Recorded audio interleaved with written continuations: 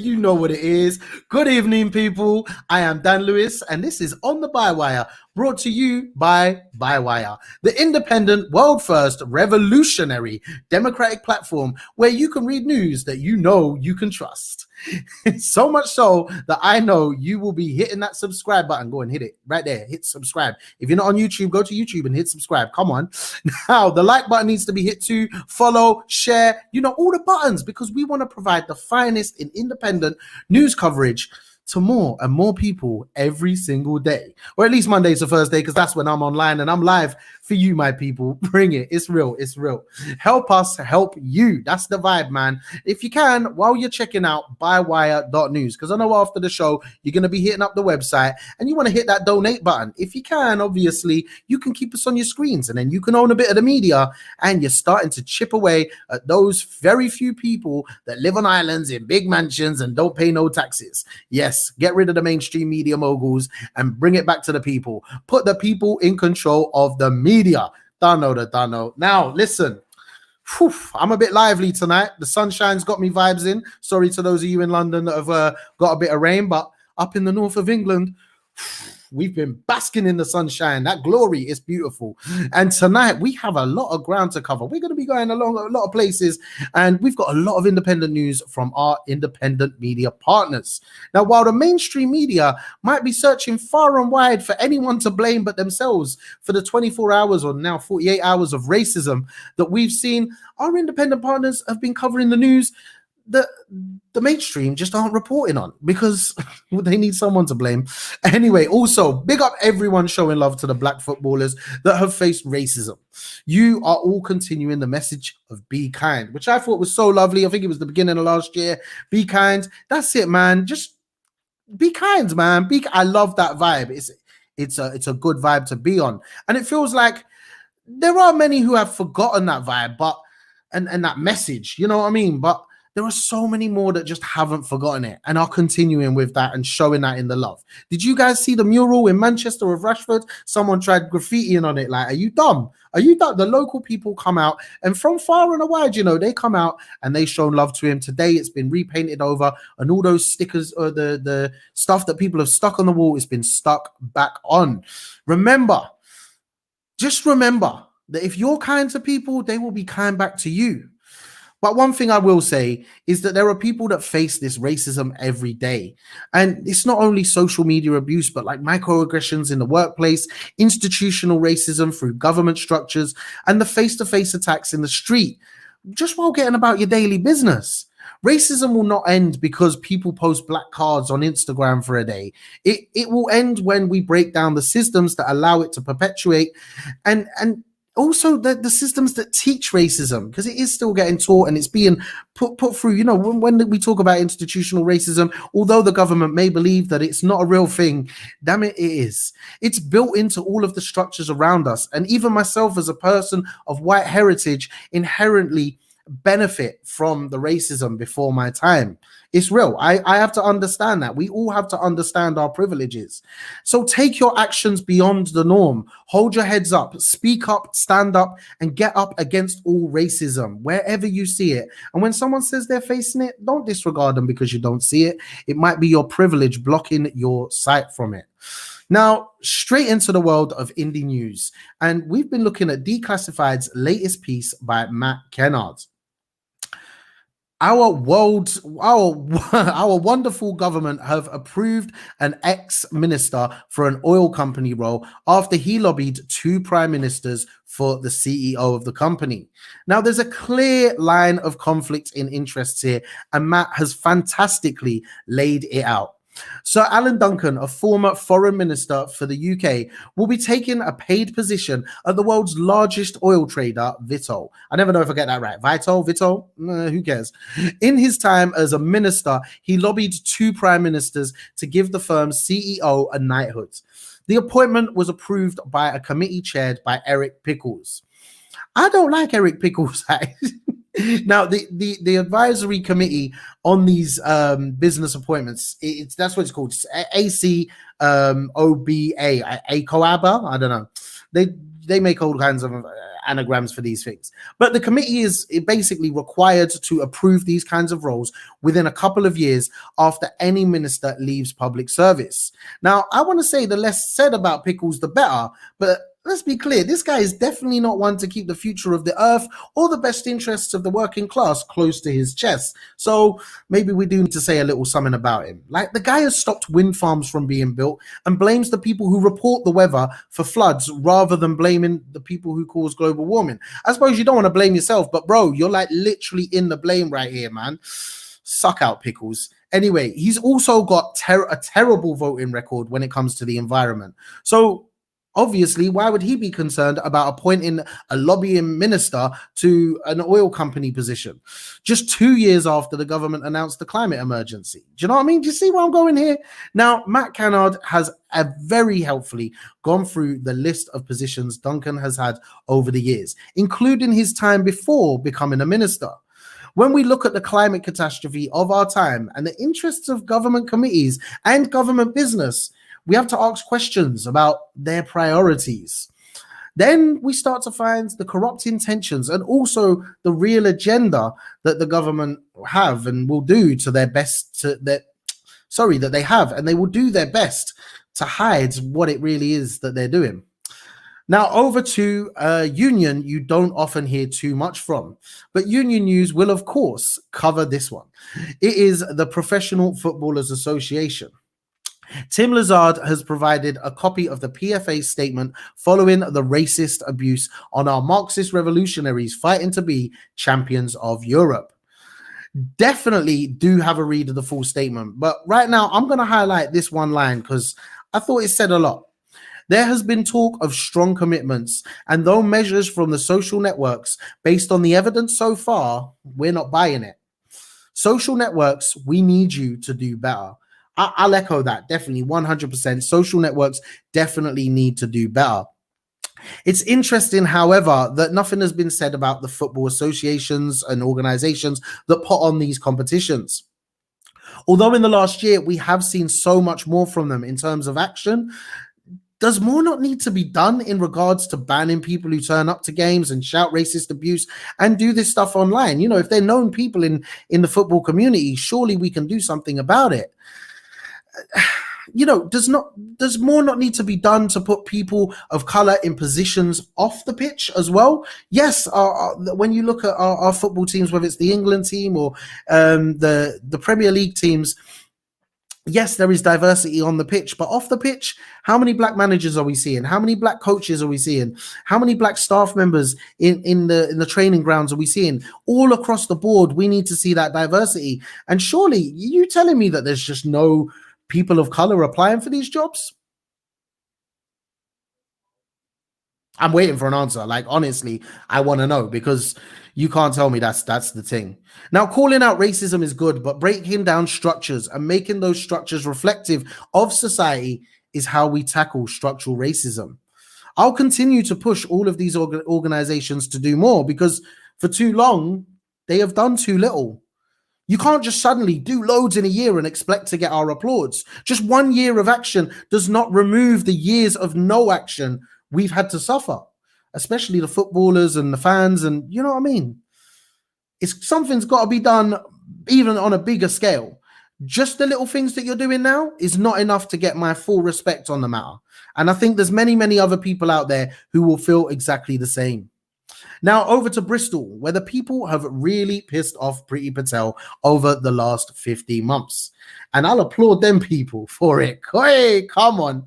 Now, the Canaries' Tom Anderson has looked at what happened earlier this year during the Kill the Bill protests and reminded us to not forget those who are either in prison awaiting sentence or facing trial for resisting it. Last week, another person was facing prison for resisting police violence. This is the point that needs to be stressed. The aggressors were not the people. The people actually causing trouble, It's the police. The police were in such a mess that they released a false statement about injured officers to make the protesters look bad. It wasn't until the next day that people actually called up the hospitals to find out if there were any police in there or they had any police admitted. And we found out that there was no police with a punctured lung or broken ribs or whatever it is they said. It was a lie. The police did that. They did that because they wanted to make the protesters look bad. Every single person in this country has the right to protest. I've spoken to people that were at the protests in Bristol and I've watched a lot of the videos. It is very clear that the protests and the protesters was peaceful. This bill, which we've covered on the show and probably will again, if passed through to law, will be a direct attack on our right to protest. So if someone's going to attack our right to protest, we need to get out there and protest, right? The police turned up en masse and with heavy force. They were there to disrupt, and they were there to disrupt violently. They wanted to shut the protests down using all force possible. There was no reason to expect any riots, but they turned up with riot gear. And as night started to fall, it was the police that were aggravating the peaceful protesters. I've spoken to people that were at the event and they said it was peaceful. People were singing songs. Some people even left a little bit early because they were like, oh, this seems like it's quite calm. You know, there's a lot of people. It's getting dark. I'm going to head home. And as night hit, things changed. And the mainstream media and the Home Secretary immediately labeled the protesters as thugs and demonized their attempts to take part in democratic action. When the police turn up with bats and shields and decide to start pushing and shoving you, you have a right to defend yourself. And that is what happens. Don't let the narrative of the oppressors trick you. The police officers present suffered no injuries and did everything they could to agitate the protesters. They will continue to do this and everything they can to remove any sympathy that you have for the people facing prison. As Tom says in the article, prison conditions are getting worse and worse. And with the current pandemic going on and the way things are, it is our duty to support these people facing prison. One of the people facing prison has asked for letters of support. According to autonomy_news on Twitter, they've said that there's a link there where you can send your letters of support. So please do check them out and do what you can. That's autonomy_news. Go check them out, and if you can support the thing. I think Tom said it well in the Canary article when he ended with, the act of resisting the police bill was an act of community self-defense against state violence and control. Supporting our comrades who are in prison for taking part in that resistance is just another part of our self-defense against repression. Now, keeping with the Canary and onto our headline story, continuing with the COVID coverage, the British Medical Association warned of potentially devastating consequences after the Prime Minister confirmed on Monday that most mandatory restrictions will end next week. Dr. Chand Nagpul, the BMA Council Chair, has said, it's irresponsible and frankly perilous that the government has decided to press ahead with plans to lift the remaining COVID-19 restrictions on July 19th. The BMA has repeatedly warned of the rapidly rising infection rate and the crippling impacts that COVID-related hospitalizations continue to have on the NHS, not only pushing staff to the brink of collapse, but also driving up already lengthy waiting times for elective care. The Prime Minister repeatedly emphasized the importance of a slow and cautious approach. But in reality, the government is throwing caution to the winds by scrapping all regulations in one fell swoop, with potentially devastating consequences. Now listen, guys, we clapped for them. We went out and demanded pay rises for them. We've been going to them with our problems for all of our lives. So why, when we're in the middle of a worldwide pandemic, are we not listening to the doctors, the nurses, the healthcare professionals? All I can say to you right now is listen to the experts. not the people who have been using this pandemic as an opportunity to make themselves, their friends, family, and already rich people even richer. I don't want to see more people die unnecessarily. I don't want to see more people going into hospital and ending up with long-term health conditions, all because the greedy capitalists don't care about us. Let your MPs know, people please, that they have the power to change this. Let them know. This is a really important issue. And when we go on to July 19th and people start to enjoy what they call freedoms from where we've been in the last 18 months, we are going to see cases continue to rise. There's a potential that we might start to see vaccinations start to slow down. Last week, we talked about the fact that only under 50% of England has been fully vaccinated. There are still so many more people to be vaccinated, and many people who have made the decision that they're not going to, and that's their decision. So long as everyone has access to the vaccination, let's get on with it. But while cases do rise and hospitalizations are rising, and we are slowly starting to see the deaths rising again, it is a very, very scary time. Think about what the doctors are saying. These are people who have been to medical school for many, many years. There are scientists who have studied viruses for many, many years. There are nurses who are in the wards, in the ICU units, seeing exactly what's going on. And there are the people who have actually had COVID. Not only does all of this messing around and having to U-turn cause more problems for the wider system that is the NHS, it will start to lose people from our communities even more. We've up to, I think it's around 140,000 people already dead. What are we doing when we're walking alongside the same guy that said, let the bodies pile? Just think about those words, let the bodies pile. Those bodies are our brothers, sisters, mothers, daughters, fathers, cousins, colleagues, friends, all people that we know and love. Let them pile. Let the dead bodies pile. That's how much care this Prime Minister has about our people. I said it last week. I want to be rocking my waist down Ladbroke Grove to the finest of bashment beats.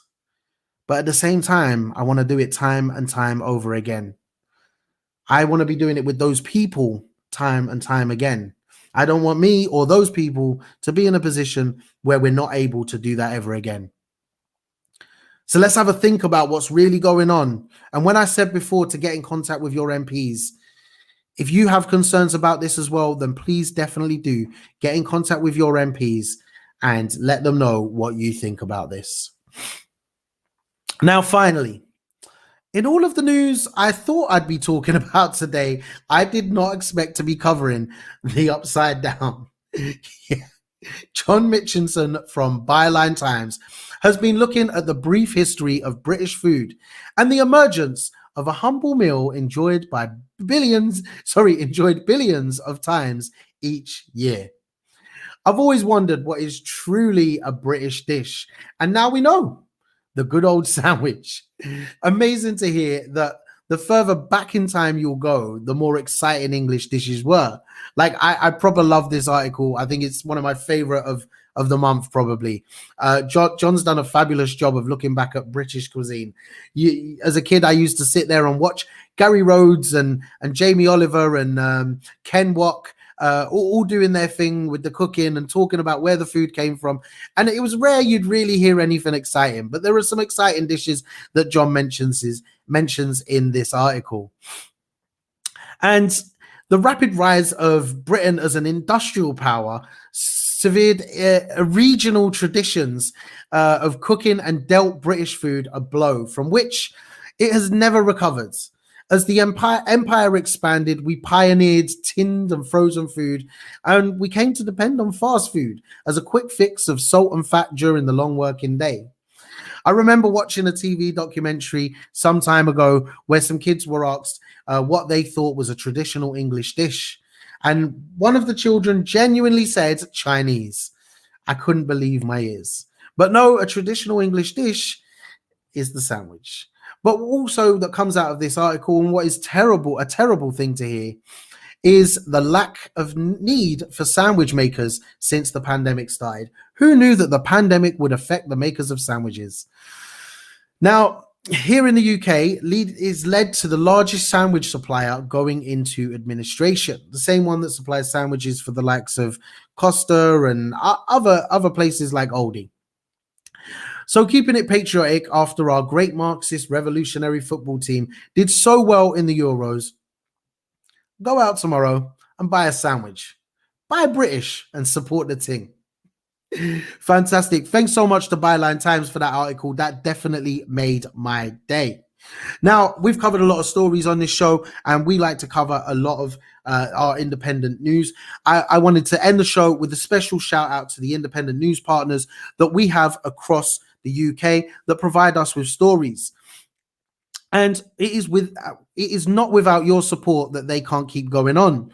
They definitely need your support. Every day on this show, I ask you to sign up to our website, whether it's to our mailing list or even if you can help out and donate some of your money and be a part of owning the media. Take control of the media. Stop letting a few people who live on islands tell you what it is you need to be thinking and what you should be reading. We want to be able to give you a wider view on what's going on. When we talk about the Bristol protesters, we talk about them from a different perspective to what you might hear on the BBC that Priti Patel has probably done her best to push them to talk about. When we look at what the doctors and the scientists are saying about COVID, we try and give you the facts and the information that they are providing. We don't try and build a narrative around the government's message.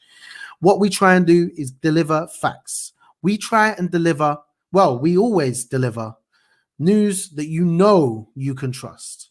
And when we look at our independent news partners, we know we can trust them. So that's why I'm asking you to put your trust in us. If you can today, at minimum, hit the subscribe button. Head on over to our YouTube channel. And if you're not on YouTube, if you're on Facebook or Twitter, then hit the like, hit the follow, and support what we're doing. Start thinking about the media that you're sharing. Start thinking about the media that you put on a tweet or a post when you want to talk about things. Try and find an independent news company that are providing that same story with a different perspective and share that online. Because the more you share our content, the more we're able to reach more people, but also we are able to find more support. When you're on those other independent media partners, if you can also donate to them as well, put your money into it. Look up the Independent Media Association and sign up. Become a supporter of truly independent media. This is what we do. This is what we love. And we want to provide it for you. So do all you can to become a part of it. Put your name to it and help us provide you with the news you know you can trust. Don't forget the like buttons and all of them things there. We love it when you guys interact with us. That is the end of the show tonight, people, and I really appreciate you tuning in. My name is Dan Lewis. This is On the Bywire, and we will be back tomorrow with a special guest and obviously our daily roundup of independent news coverage. This is On the Bywire. Peace and love, people.